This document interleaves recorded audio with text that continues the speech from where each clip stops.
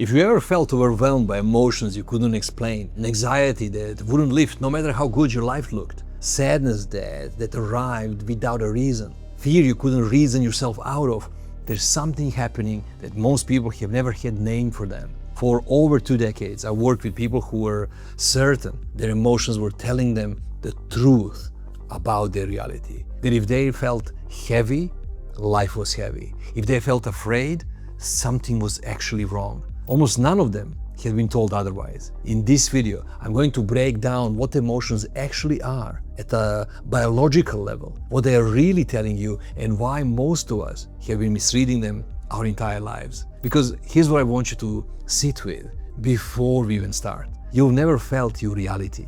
You only ever felt your thinking about it. And once you really understand that, the things you've been calling problems start looking very different. So let me start with a question. What are emotions? You know, we speak so much about emotions, we have problems, we have things, and if relationship is there happening to me, that's part of the problem for sure.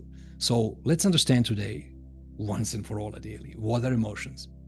Well, newsflash perhaps for some of you, emotions are chemicals, okay? In my body, when I'm having an emotion, what am I having? I'm having a chemical. It's a chemical reaction. Here's a picture of a brain, illustration really.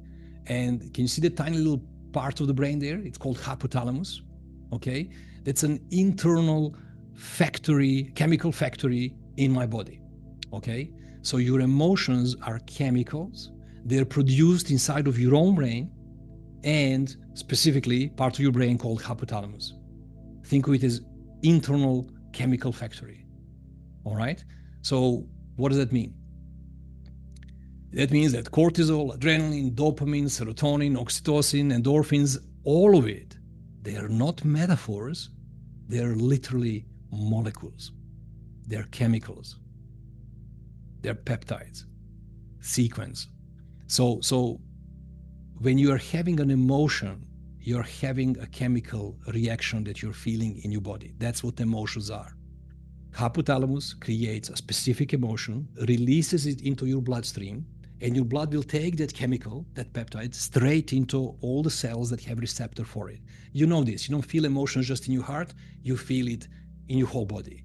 If you have some heavy, depressing thoughts, emotions, you would feel heavy and lacking energy in your whole body, not just feeling weak in your heart. When you're inspired, when you have some beautiful, amazing, inspiring, hopeful thoughts, emotion matches it, and you feel energized in your whole body, not just in your heart. So emotions are not just a heart business, like we metaphorically often speak of.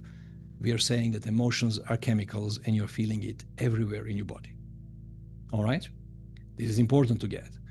Now, if emotion is chemistry, and it is, that means emotion can be changed without needing somebody or something outside of yourself. Because it's not he or she or them or my life situation that's causing this emotion. My brain is creating the emotion. It's releasing into my bloodstream and I'm feeling my thinking about my reality, about my situation, about my significant other, about my boss, about things in my life. But I'm feeling my thinking, not life directly. So from this slide, remember that emotions are chemicals. Then, what else are emotions? Well, emotions are feedback. It's actually a real-time signal from your body about your thinking. What if emotions weren't just emotions?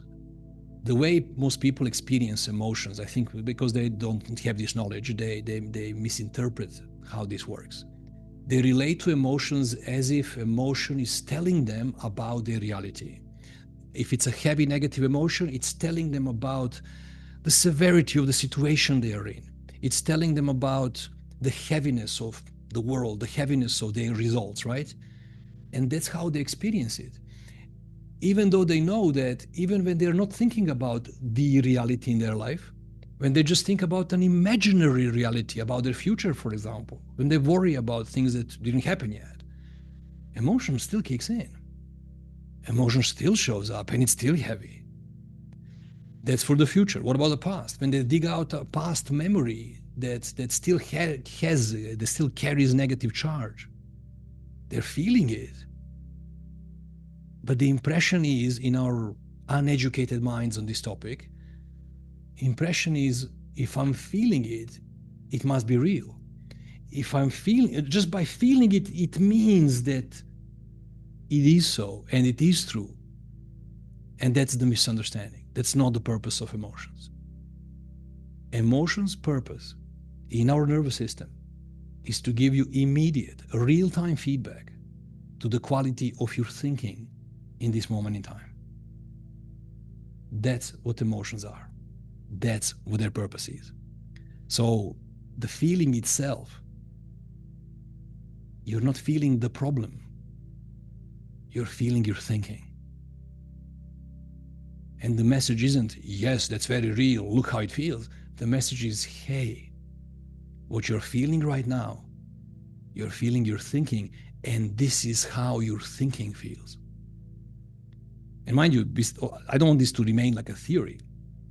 Look at your life and tell me, is this true? For you to feel negative emotion, what needs to happen?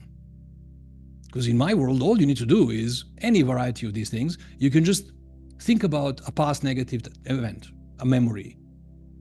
Somebody's done you wrong or somebody hurt you in certain ways, just by thinking, but just by thought alone. It's not happening again. You're just thinking it.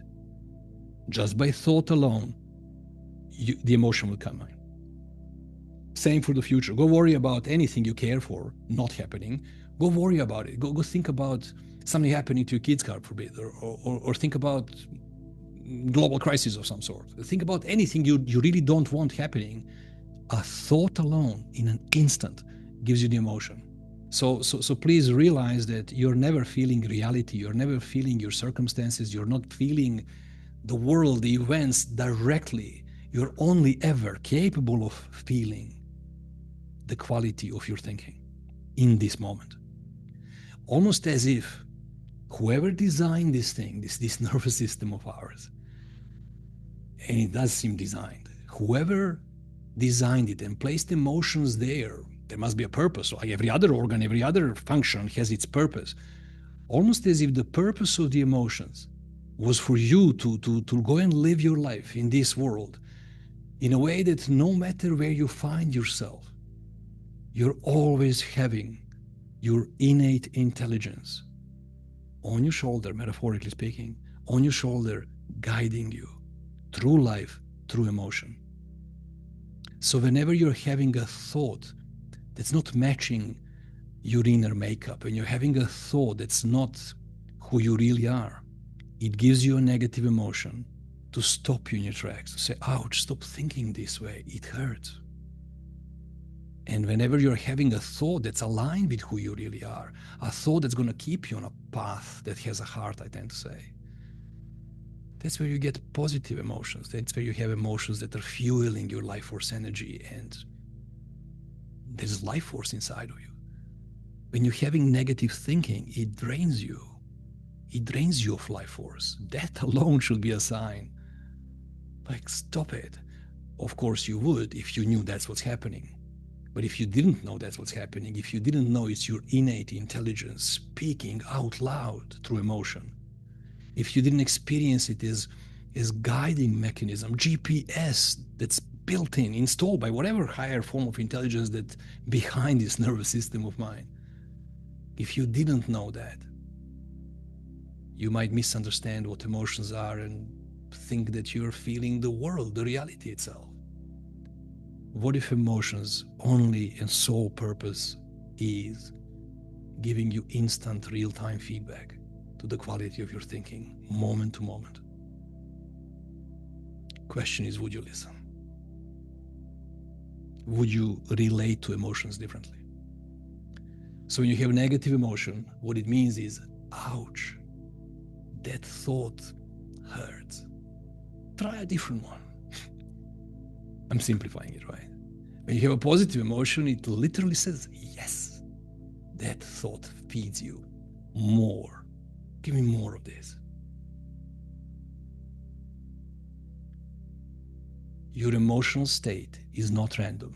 It's your body's moment-to-moment read on whether your thinking is aligned with who you actually are and whether you are on a path that has a heart for you. By the way, is this going somewhere? Is this landing anywhere? Give me some feedback. I'll have emotions because of it, you know? See, I got a heart. Yay, I feel good now.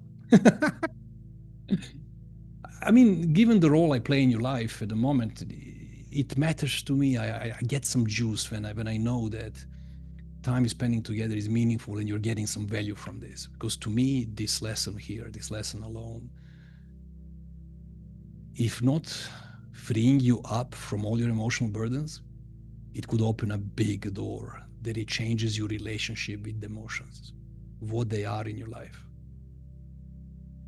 You're like shooting the messenger and you're misunderstanding the message. All right, so the feeling is the feedback. The question is whether you're listening. Whether you're listening. Okay, now, thinking quality equals emotions. That's basically the last few slides. Emotions make it look like what you think about is very real, but that's not what they are actually doing. They're just telling you about your thinking quality. If you had a coach in any sport whatsoever and you saw them once a month and they give you feedback, you would like that. You would value that. You would progress fast because of that. If you had a coach and saw this coach once a week to give you feedback, you would find it precious. You would progress even faster. Is that true, by the way?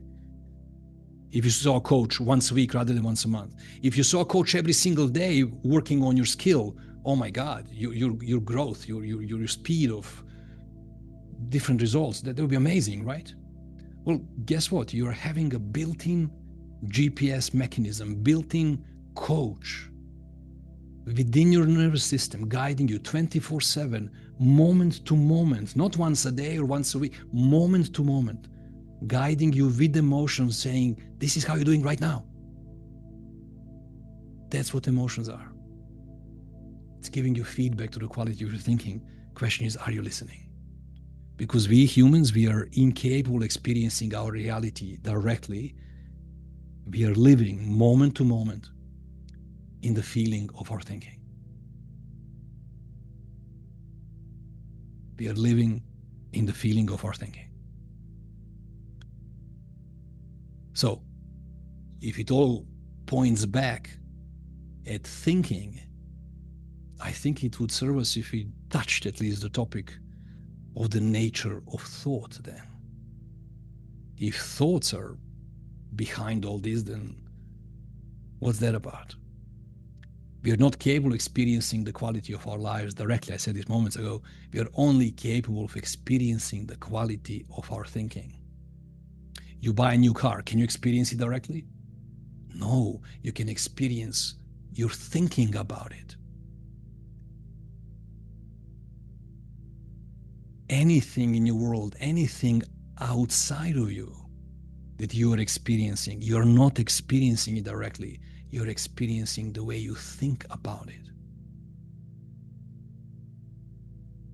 You're incapable of experiencing your reality directly.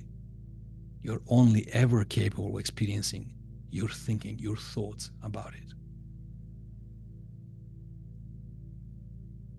How about this one? I understood some prior conversation during in the WhatsApp group we had prior to the event. Some of you carry some fears. How about this one? We are not afraid of what we think we are afraid of.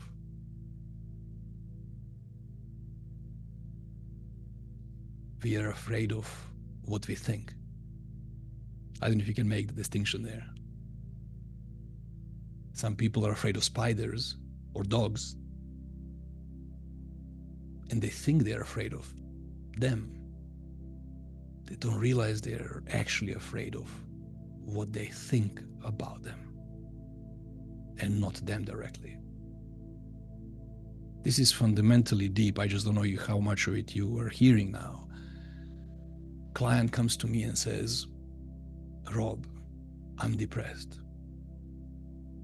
I look deep in their eyes, I meet them in that space, and I say, no, you're not. You're not depressed. You just think you are.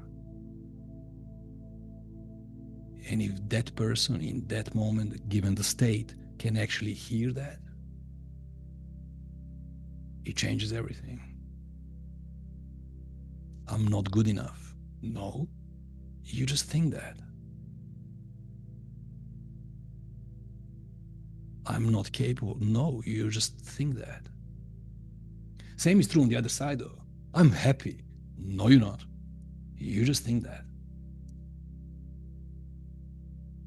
And you play with this topic a bit and you realize that you're living in a world made of thought.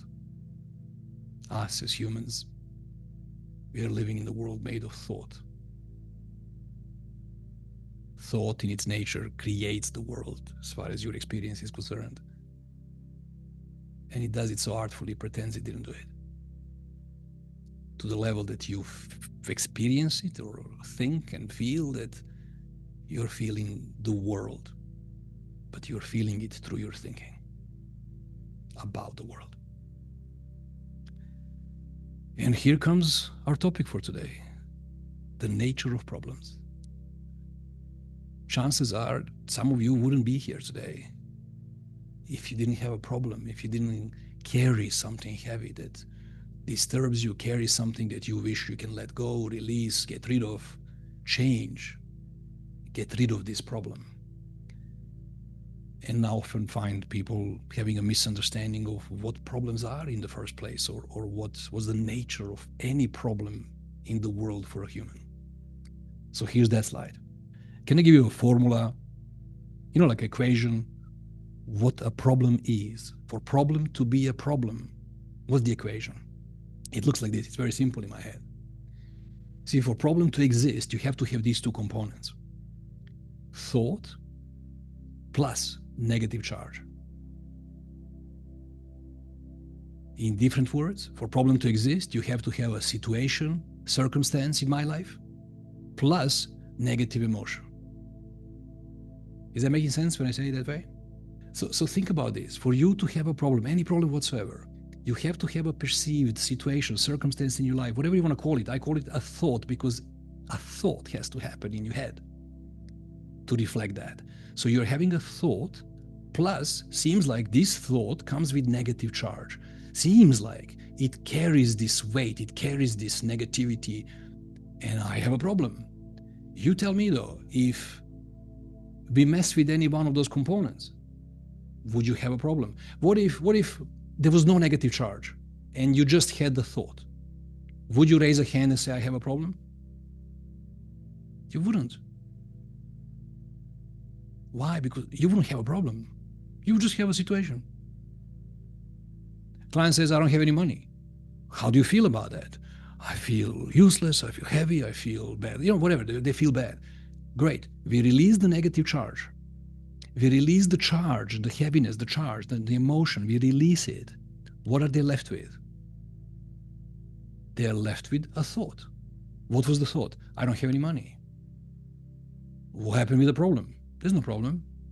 It's a situation in my life. I don't have any money. Is there not a problem? It isn't. God provides. Or, whatever their brain now calculates differently and changes the relationship with the thought.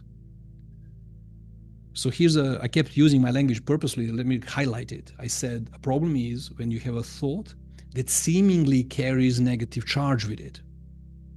I said seemingly because that's not what's happening in reality. Thoughts are neutral in nature. They don't carry charge. Thoughts are not positive nor negative. Thoughts are neutral in nature. Charge happens within us. Remember what emotions are? Chemicals. My brain will create a charge specifically when I think this thought. Okay? So the thought doesn't carry the charge. Same thought would affect us differently. If I have somebody here, and I don't, I'm pointing at an empty chair here. If I had somebody here who's suicidal, feeling, This is it.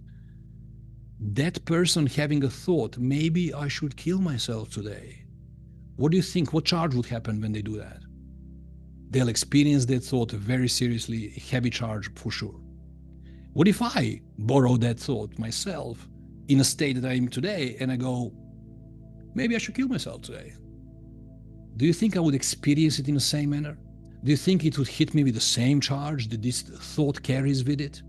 No, because it doesn't carry anything with it. It's neutral in nature. My brain would give meaning to this thought, and that meaning will be reflected in my emotion. So my brain today, or this thought, I will go, no, not really. Like maybe I should kill myself. No, I enjoy life far too much. As in it would be just dismissed. It would flow over my head. There would be no heavy emotion whatsoever. In fact, it would be laughable. But somebody with heavy conditioning, somebody with different meaning-making process, somebody whose brain would say, that thought is so heavy, they would experience it very heavy. I hope I'm proving to you through an example that thoughts are neutral. They don't carry specific emotion in them. We are the walking meaning makers. We give it meaning. However, we don't do it consciously. Our unconscious mind, remember the conditioning, my database of everything I know, everything I ever experienced, my belief system, I'll filter all this incoming information through my database, and it will inform what this means. And then I'll feel that meaning. From that perspective, there is no such thing as a negative emotion from the past. You can have a negative memory, you can have a memory from the past that wasn't fun, that was heavy, that was horrible, but you can't go back in the past, can you? You can only remain in the present and bring that thought back, bring that memory back and play it in your mind. But the feeling will be created anew in your body right now, because you're still thinking about that past memory in the same way. That quality of thinking would still feel this way. Same for the future, same for anything else. Emotions, they only exist in the present. They are not everlasting. They go for a while. We go in and out of different emotions, mini states. Sometimes we loop in them, but it's never one state staying forever. I think we would, biologically, we would die if we did so. System won't let you. But you're feeling, you're thinking in the present moment.